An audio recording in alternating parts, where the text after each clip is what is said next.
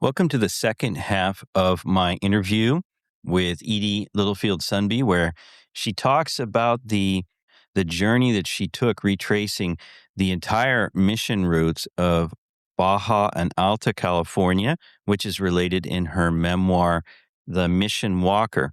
So in the second half, we're going to hear about the real adventure of taking the mission trail from the tip of Baja California all the way up to San Diego.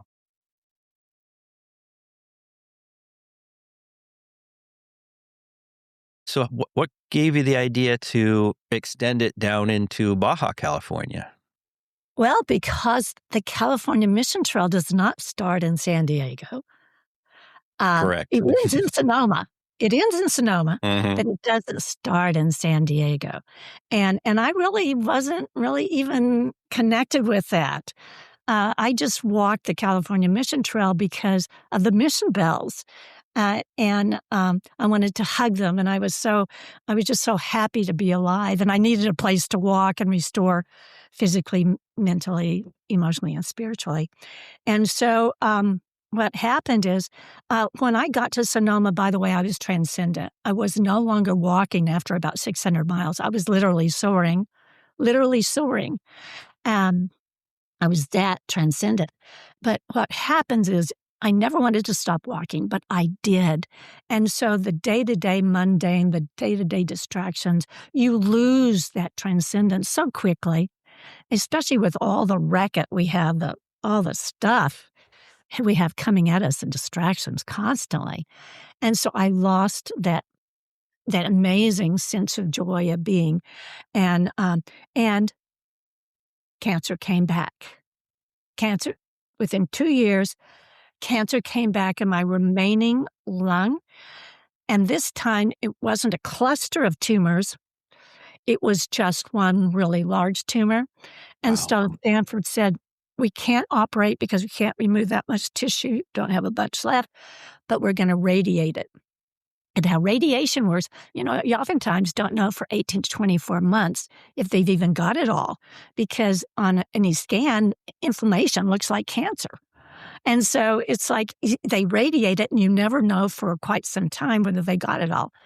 Well, sometimes you do because it explodes other places. And anyway, but so they radiated the large tumor. And I knew, and by the way, if you think the words "you have cancer" are scary, I think the scariest that you ever hear is "the cancer is back."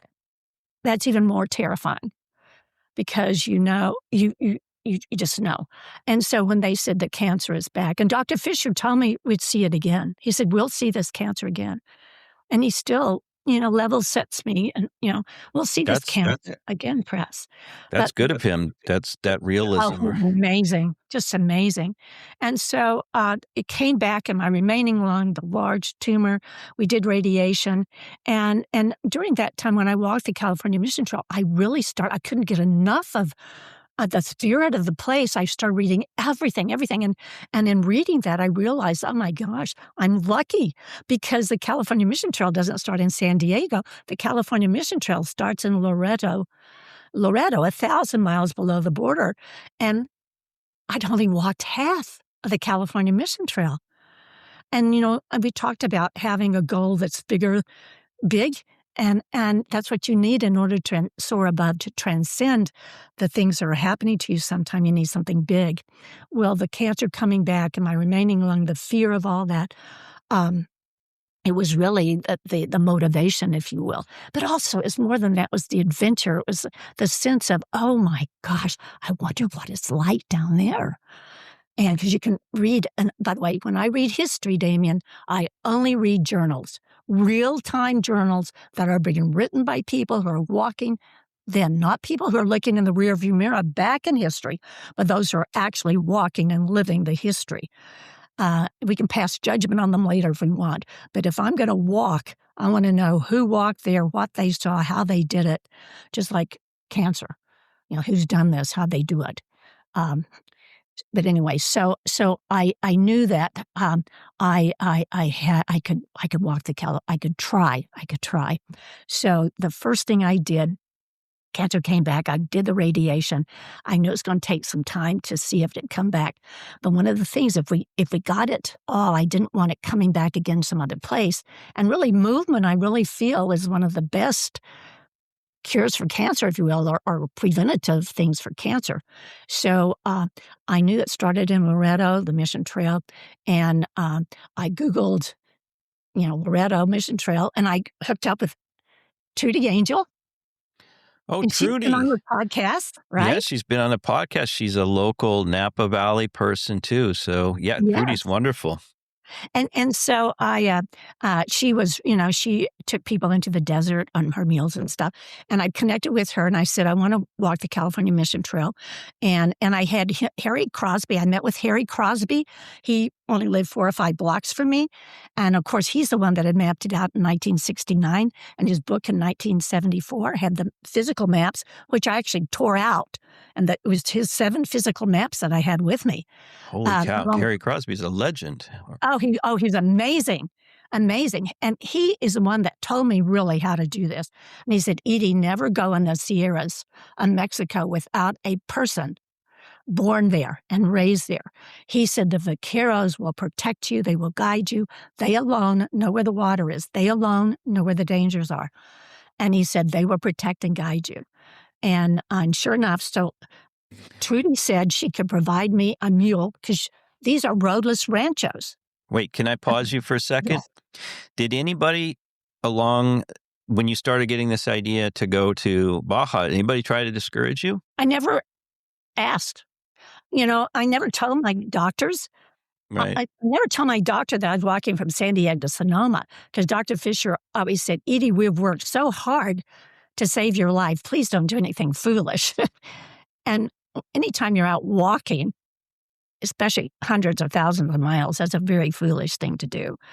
So you just don't, and I'm part Native American myself, and part of the wisdom of the Native American is that you don't talk about something that you're going to do because that's a bad omen. Don't talk about what you want to do or you're going to do. Do it. Just do it. Didn't talk about it. And so I didn't really share with a lot of people, but Trudy. So I knew that down in Baja California, Mexico, there were no cell phones. There were no doctors. There were no people for hundreds of miles out there. There would be no ATMs, no credit cards. There's nothing out there. Nothing. And it was the Jesuit trail, not the Franciscan trail. The Jesuit trail that started down there in 1697. And the Jesuits are the greatest road builders in the world next to the Romans. You can tell a Jesuit trail because it's straight through the mountains, okay? Just like you can look at England and you can see the Roman road. It's as straight as it can be.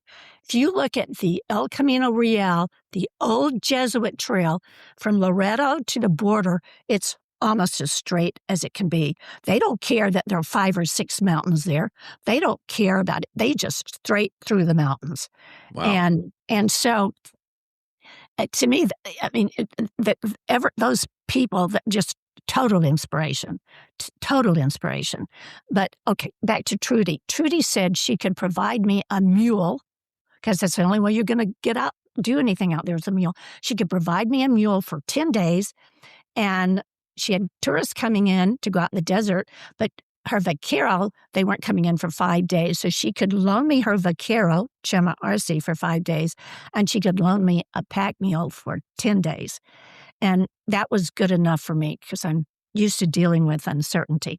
And I'd never really even set up a tent. I never really camped. And I got some REI gear bags, and I got on a taxi in San Diego, went to the Tijuana airport, got a flight directly down to Loreto with a promise of a pack mule for 10 days and a vaquero for 5 days. And sorry, can you just tell me what year this was now and how long that's 2015. So a couple of years after the first one. Yes. Okay. Yes. Yes.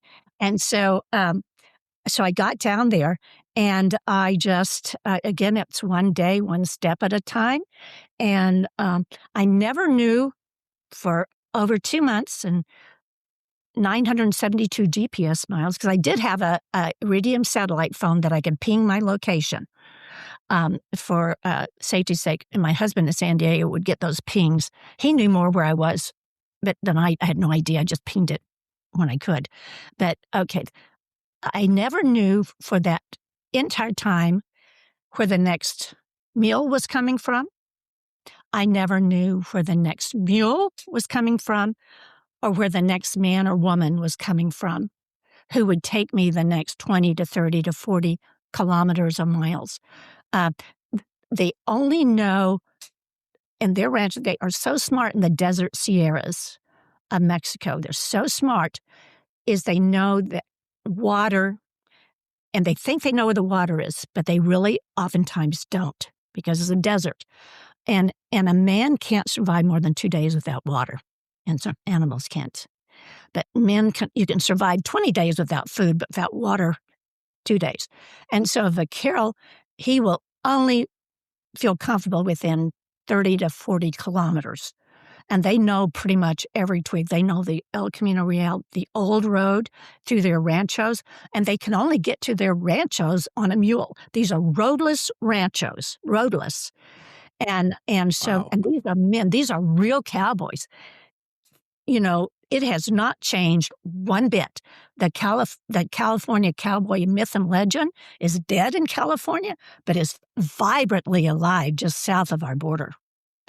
And the cowboy, the vaquero culture is exactly like it was. Enormous respect for tradition, enormous respect for culture, enormous respect for God. And so when these people, didn't speak much Spanish, and I didn't have time to learn Spanish, because, you just, with cancer, you realize you don't have time to do a lot of stuff. You have to do it. And so I went down there, and I knew I didn't think cowboys don't want to talk to you anyway. Vaqueros don't want to talk to you. And so they have a job to do, and that's to keep you safe, and themselves too. And you're on the Sierras, and sometimes you're on a trail in the mountain, and it's like 12 or 18 inches, and the mule, if it slips, you're dead. I mean, it's just 2,000 feet down. And That's so not the time for small talk. Exactly. And so being next to 12 kids in Oklahoma cotton farm, I was used to kind of taking care of myself too. So I never expected the vaqueros to set up my tent or fix my coffee or anything like that. Anyway. And I tried to be very, very respectful of them. They were incredibly respectful of me. But the fact that I was on a pilgrimage, I was like on a sacred expedition in the minds and the hearts of the people down there, and how they treated me. I just can't even tell you how wonderfully I was treated through wherever I went south of the border. And one story. It's total. There's no electricity down there, and the world goes dark when the sun goes down. We forget that the world goes totally dark, and in the desert, that's when all the dangerous things come out. Is at night, so you don't want to be out there. So wherever we were at 3:00 in the afternoon, we stopped, and I'd set up my tent. Like oftentimes the vaqueros slept outside with no tent, or they never had tents. But anyway, so that's where we stopped. Well, one time we came into a rancho, and it was about 4:30, 5:00, and it was getting dark. And actually, it wasn't dark. The people in the rancho, a lady, it was a goat farm, just tiny little goat farm. She'd already gone to bed. And we got her up, roused her up out of bed. She got up with a flashlight. She had a little single burner propane, a dirt floor, single burner propane heater. So she boiled some water, made us some coffee, made us some tortillas. And then she motioned for me when it was time, when we're finished, when it was time to get ready for bed. She motioned for me. She knew I had my sleeping bag. She motioned for me to follow her, and we went into a dirt room, another dirt room floor, and there was a bed on concrete blocks, 4 planks of wood on 4 concrete blocks. And she had a couple of blankets on that bed. That's where she slept. And she motioned for me to come with my sleeping bag, and she slept on one half of that wood plank, and I slept on the other half. She shared her bed with me. And she wanted to make sure I was up off the ground, away from the creepy crawly things, scorpions, centipedes, rattlesnakes, all those things that are out there. But out in the middle of nowhere. And this happened every single day out there. In the middle of nowhere, these people shared whatever. They had nothing, but they shared everything. And that's what you also realize is that gratitude, real gratitude, is when we have everything, we truly are grateful for nothing. Mm-hmm. It's when we have nothing that we're grateful for everything. And the people there had nothing, but they were grateful for everything and needed nothing. And what little they had, they shared it. And when people tell me they're afraid to walk in their neighborhood, I just am, yeah. So these are farms, or ranchos rather, that have probably been there for, well, how 300 long years. would you, 300 years. So since the time that they were first populated. So people have been living, passing on these traditions for that long. They live in the same structures. Amazing. It's amazing. Like, these were the mule herders. These were the carpenters. These were the cow herders. These were the blacksmiths. These were the people that accompanied the mission, the missionaries that accompanied the soldiers. These were the people who came, and their ancestors are still there on these same ranchos, like La Presa, which was one of the early mission ranchos. The same family's been there 300 years. They still use the same irrigation system the missionaries used 300 years ago. Oh, wow. In fact, throughout the mission trail, they use the same irrigation system to water the crops because it's a desert, and they actually, the old adobe there was actually the hut the missionary lived in. Holy cow. And yet it's still there. It's there. And because it's desert, the winds can destroy things as sand. A lot of it's made out of sandstone and adobe. But the people there, many of them do preserve what they have on their ranchos, and they understand what they have on those ranchos. And like I said, their history and their culture is everything to them. Everything to them. They love the mission trail. They love it. So those are the current day Californios. Exactly. So, and I met people that entertained Harry Crosby. Wow, that's amazing. Yeah. You were saying it was getting dark around 5 o'clock. So I take it you're doing this during the winter time, or fall and winter? I started, October, I think it's October 23rd of 1697 is when Mission Loreto was founded. Okay. And so I wanted to start walking from Loreto on October 23rd. Okay. Oh. It didn't work out exactly like that. I don't think I really got going until the 24th or the 25th. But so it's the end of October. Yeah, you cannot walk in the desert. I mean, it's bad enough.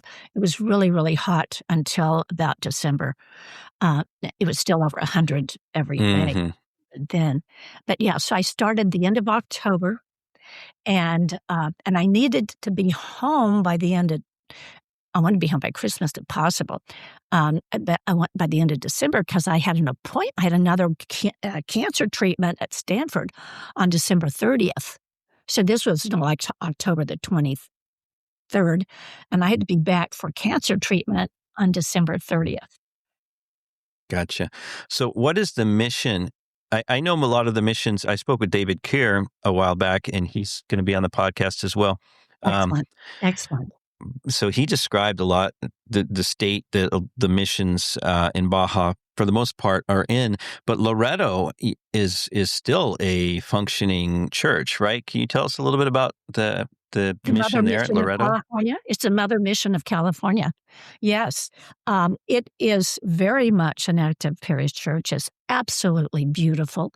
It's as gorgeous as anything we have in California. And there are a couple, 2 or 3 of the missions that are beautiful. Ignacio, that are as beautiful as what we have in California. But of the original 17 Jesuit missions, only a few of them remain. Almost all of them are ruins, which our California missions would be, except as you mentioned on one of your podcasts, the wonderful women who saved the El Camino Real and saved our missions. They didn't have that in Mexico, so they've lost a lot of their missions. But the missions are still there, and I've always said that the spirit is still there, and spirit never dies. And I can be in the rubble of an old mission in Mexico. I could stand there in that rubble, and I could feel spirit as strong in that rubble, sometimes a little stronger than I could standing in Mission Carmel or Mission Santa Barbara. The spirit is still there. The beautiful, beautiful spirit of yes. So what would you say? Yeah, what would you say were the highlights or the most interesting parts of the journey? And what did you take away from hiking the Jesuit trail that was different from hiking the Franciscan trail? The Franciscan trail in California is beautiful, wonderful. There's a place to eat every mile or two because that's what we do. But down there are no restaurants. There's no food. I had to take meals ready to eat, and I took a little jet boil. But then water's scarce, so you have a problem with that. It's totally wild down there. And in 1908, Damien, the American Geographical Society said that the Baja California Peninsula was the most wild and remote place on Earth next to the polar regions. That was in 1908. And it still is. It still is. And people think of Baja California, Mexico, and they think of the beaches. Well, excuse me. We're talking about right straight line through the Sierras where the Jesuits built that road, right through the cactus, right through the mountains. It's as wild and remote, and it's overgrown by 300 years of cactus in many places. So one of the things Trudy said I needed a machete. One of the first things she said, because I knew kind of how to do everything from my walk from San Diego to Sonoma. I knew how to pack, but I didn't have a machete. And so she said, you need a machete. I didn't get one because the Vaquero had one, but there were times that I regretted it profoundly, because the cactus was so heavy that it was not unusual for the Vaquero, for the blade of the machete to actually break. Wow. Did you ever have any? You told me you didn't have any concerns about security, but I know that that you did run into what could have been narcos more than once. Oh yeah, one of the things that's so different is Lower California. There's Baja South and Baja North. Baja South is like it was 3 centuries ago, and that is, are no fences. It's pretty open range, and the cattle can roam for 80, 90, 100 miles, okay? The vaqueros know how to round them up and everything. But then you get just halfway up, right at the border to Baja North, and the closer you get to the California border, to San Diego, the closer you get to Narcos and you get to the drug trade. And almost so many of the drugs coming up to San Diego and even New Mexico, they're coming up the Baja Peninsula. And it's a very, very dangerous place to be. And how do they bring it up? They bring it up in their arroyos, which followed the old, El Camino Real mission trail. So once I got to San Borja, in San Borja, after that, the vaqueros were very protective. We never went near an arroyo without them checking out an arroyo thoroughly. They watched constantly for footprints or any kind of prints. They could always tell narcos, and they'd tell you that it's a narco, bringing in drugs. And you don't want to be at the wrong place at the wrong time. But I swear, if I had to put odds on a vaquero or a narco, I'd put my money on a vaquero. Those vaqueros live there in the desert. They are creatures of the wild. And, they have, I'll just say that I was very lucky. We were never at the wrong place at the wrong time. We got really close. There were times when a vaquero actually left me in the desert because did not want to go any further. We had run into narcos and there was some intimidation. But for me, with cancer, I mean, my gosh, I always said I'd rather die on a mule in Mexico or die on with my boots on alongside a road than in bed at home. So I just kind of have a little different attitude about things than most people. But I've always felt so close to God. And when my time comes, I just hope anyway, it's going to come to all of us. And I don't want to be foolish. I don't want to be stupid or foolish. I don't want to endanger anyone else's life. And I perfectly understood that vaquero not willing to risk his life. And within 20 hours, another vaquero had shown up with a fresh mule and fresh tortillas. And they were not about to leave me out there. They were not about to. I mean, these are honorable people. And I was paying them.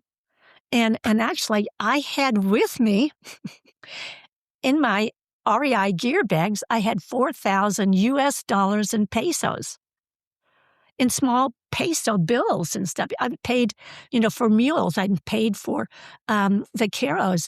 I never, and I would go in, I'd have maybe a coffee, like when Maria Luisa, or when I shared her bed. I never asked to pay. I just left. I left the money. I always left money underneath the coffee cup, or I always left the money. So word got out that I was being respectful too, because, they would never ask. But you don't wait for people to ask. You do. And so I was paying them. And I'll just say that I had 4,000 US dollars in a country the average person makes less than $300 a month. And here I am all by myself. By the way, I had more pills than I had pesos because of all the things going on, more pills than pesos. At the end of that journey, from Loreto to the San Diego border, I did not have one peso taken from me or stolen from me. I did not take one pill. And I mean, I was drinking water next to the mule out of a swamp. Holy cow. Because that's what you do. That's what you do. So what can I say? This is a pilgrimage. You're in the wilderness. And one of the people coming up through the Baja Peninsula during the gold rush, that was very heavily trafficked during the gold rush to get to California. He always said hunger is the best sauce. And that's so true, because the vaquero would show up with burritos and tortillas, and those tortillas in 110-degree desert heat, the tortillas would be green within 2 to 3 days. Tortillas would be green. You'd eat them anyway. and guess what? They were good. I'm sure. Hunger is the best sauce. Again, it's when you have nothing, everything is, like, we have no water. What I could do with 1 cup of water. I could wash my body, wash my face, brush my teeth, 1 little cup of water. It was too precious to bathe. Water's too precious to bathe. Now, did you filter or boil water? How was the situation with the water? I took a little Camelback UV filter with me, a little, that fit on the top of my Camelback. It looked just like a regular mug. And the first thing I did every night is I also had dormitory bags that I got at REI that held up to 10 liters of water, and I had 3 of them. And so we kept those on the mules. So anytime I was around any water source, I always kept them filled up. But the first thing I did before I even put up my tent is I took care of my water situation. I was always completely done with the water. By the time we got to camp, the first thing I did was fill my water again, do the UV filter. And I had 2 of these canisters. And so I'd fill one and then I'd have the other. Water is the only thing that'll keep you from. Now, I know that from other things that I've read and seen that the rancheros out there have a lot of traditional equipment that they use, especially the different chaps and things like that to protect them from the cactus. What did you do in that regard? Amazing what they do. By the way, they make their own shoes. They make their own lariats. They make their own chaps. I always say if North Korea nukes us, head south to Baja, to one of these roadless ranchos, because they've been living there 300 years. And they know how to survive.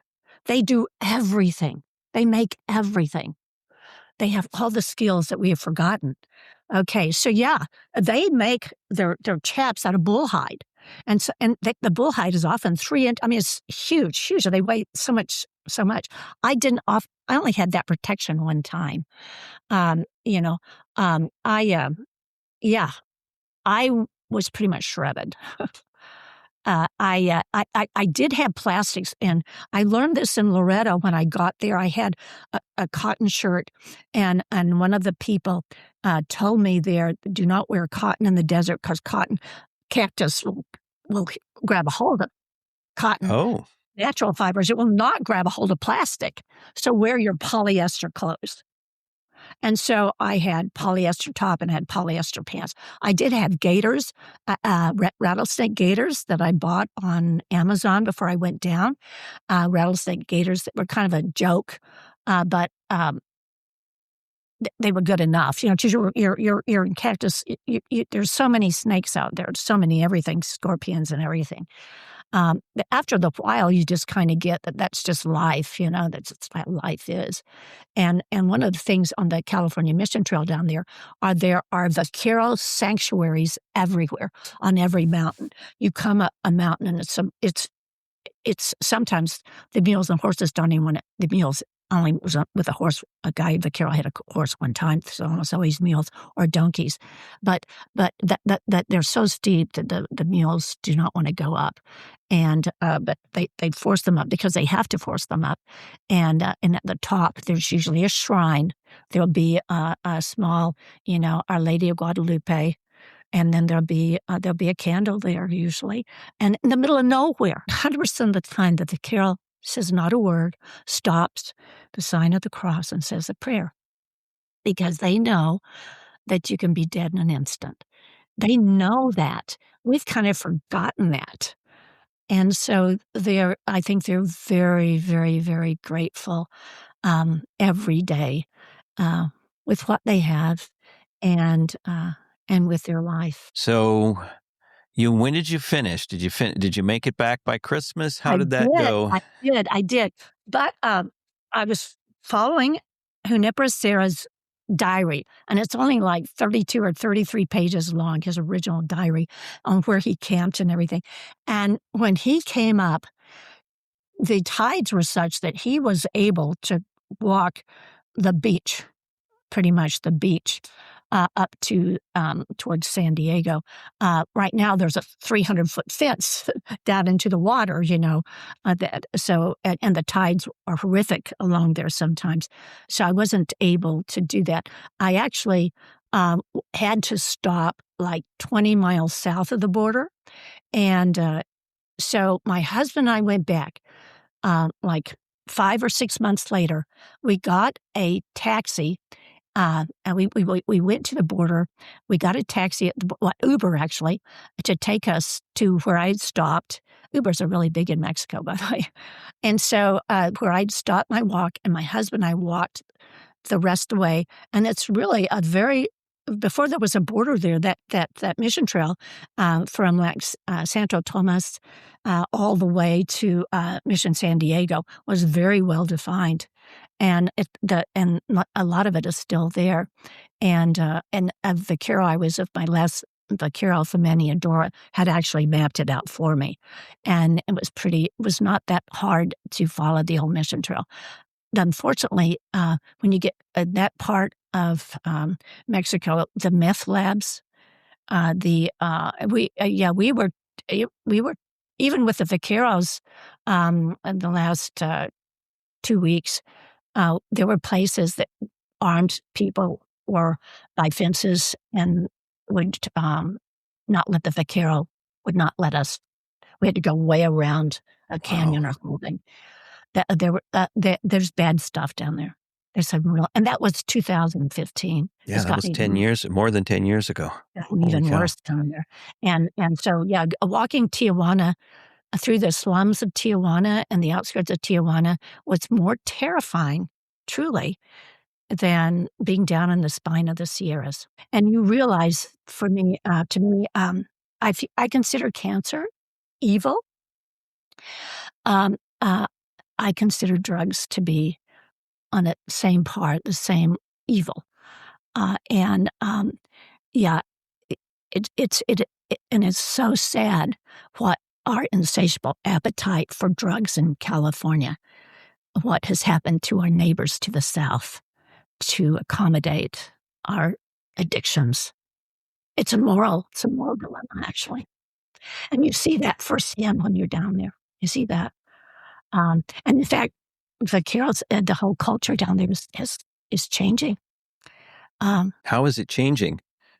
There are places, like even when I came into, like Comantu, the State Department had out warnings, this even 2015, that known drug money was, they have to have, the money has to go somewhere.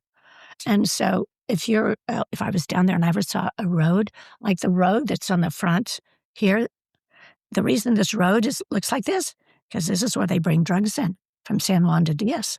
Okay. Gotcha. Okay. A good road, it's a drug road, I guarantee you. A hotel that has a functioning toilet and a shower, it's probably drug money, is financing some of that. There's drug money in San Diego, what is done to San Diego real estate, done to high-end real estate in California. It's there. It permeates. It permeates. Again, with evil, you never want to be in the wrong place at the wrong time. And you pray to God. That's to protect us from evil. But we can't stop living. Absolutely. I kept you a long time, but I still just have a couple more questions I'd love to ask you about your trip. First of all, what do you think what did you learn about California or the Californias in terms of their history that you think we all should know? When I wrote The Mission Walker, I have used 50 historical sources, okay, where I'm telling the history of the missions and some of the history and people who have traversed the peninsula. I think that what we should know is, and you mentioned this in your introduction to your website, and I think you mentioned David Hurst Thomas, who talks about the grand narrative, bad men, good men, and that's really as a fake bad men and good men, that there is good in all of us and there's bad in all of us, and any kind of a complicated, any kind of a undertaking that a stupendous undertaking. Actually, one of the missionaries said, great undertakings.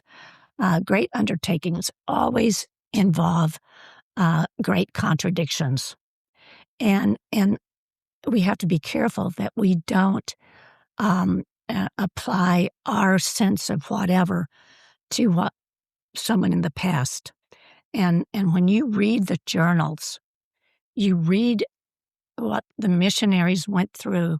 You read that, how everybody thought they were out there getting rich. And even people today believe that there are treasures out there, and how they were persecuted and how the Jesuits were at gunpoint taken in 1767 at gunpoint, and they were imprisoned and died in prison. The Jesuits down there who built those missions were imprisoned because the king of Spain was told that they were stealing silver and gold and hoarding it in those old missions. And you go down there and there's nothing but cactus, rattlesnakes everywhere, scorpions, giant centipedes, and there's no gold and silver, and we've got to be careful that that's a conspiracy theory. We have to be very careful that we don't get caught up in the same lies where we're, that truth is real, truth, and fear. What is the opposite of fear? The opposite of fear is trust. Very true. Trust. And for me, what got me through cancer, who got me through that cactus patch down south, got me through the 800 miles of California Mission Trail with only one line. It was trust. Trust in God. Trust in people. Trust. And my philosophy, my favorite philosopher, Mae West, she said, we only live once, but if we do it right, once is enough. Amen. Amen. Amen. Wow. There's so much more I could ask you, but I know we have to go.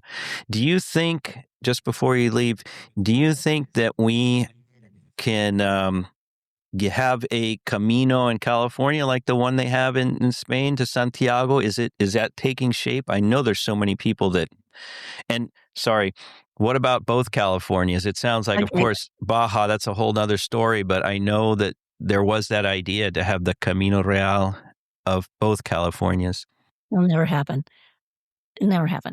Okay, but San Diego to Sonoma, will it ever be the Compostela in Spain? No.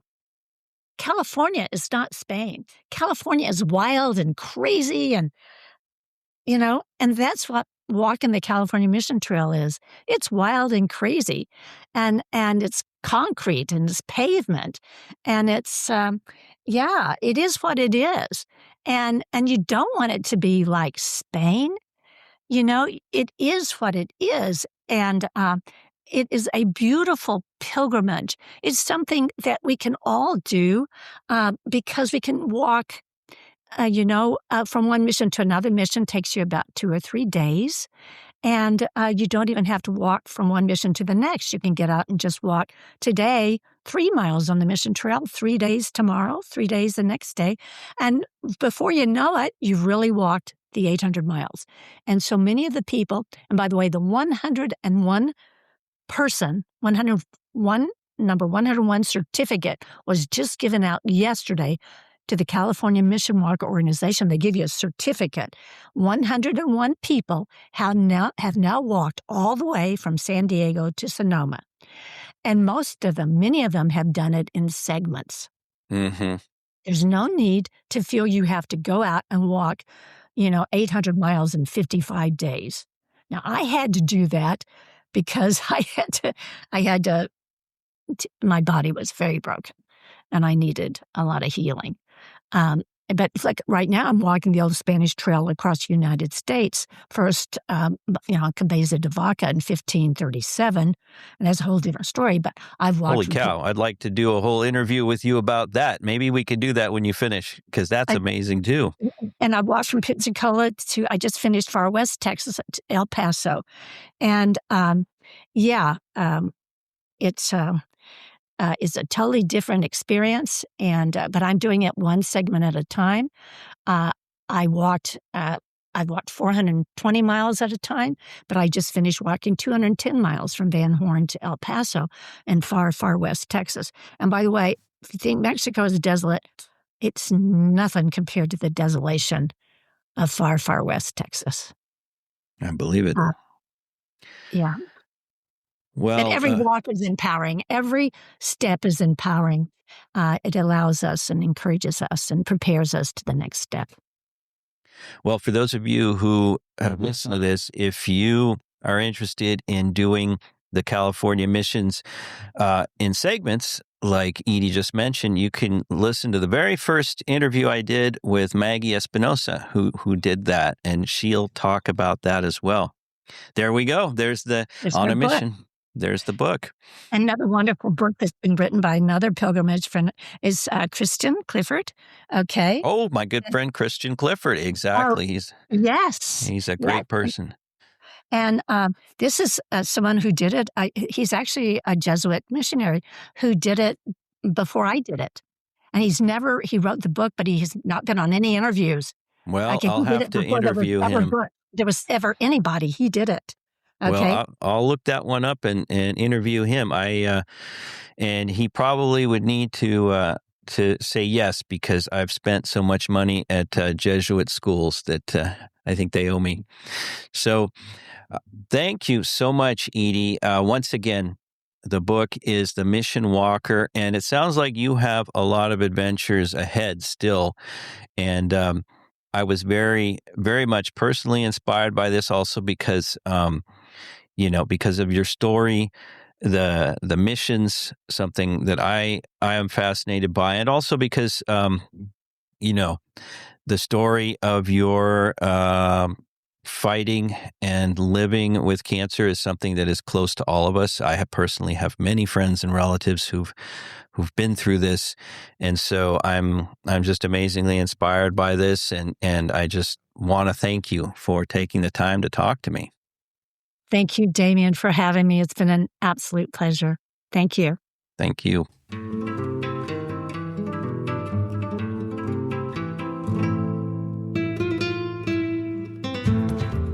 I hope you enjoyed this episode of the California Frontier Show. If you'd like to support the show, the best thing to do is to let other people know about it. If you'd like to support it monetarily, there are a couple ways of doing that. One is by scrolling down in your podcast app to where it says support the show. There you can become a subscriber for as little as $3 a month. And if you want to give a one-time donation, just below you'll see where it says give a one-time donation. Finally, the show is supported by California History Teachers, which is a full year of lessons for 4th grade California history and social studies. You can find out more at www.californiahistoryteachers.com. And if you input the coupon code PODCAST, you'll receive 25% off your monthly or annual subscription. So check it out.